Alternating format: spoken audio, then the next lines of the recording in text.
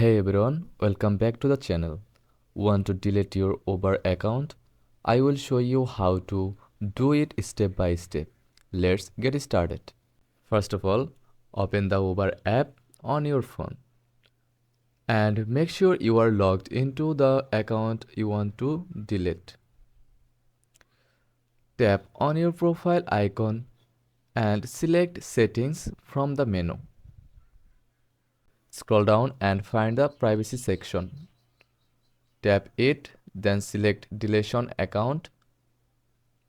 Follow the on-screen instructions to confirm your request. Uber will deactivate your account and after 30 days, it will be permanently deleted. And there you have it. Your Uber account is now on its way to being deleted. If this video was helpful, don't forget to like and subscribe for more quick tips. Thanks for watching.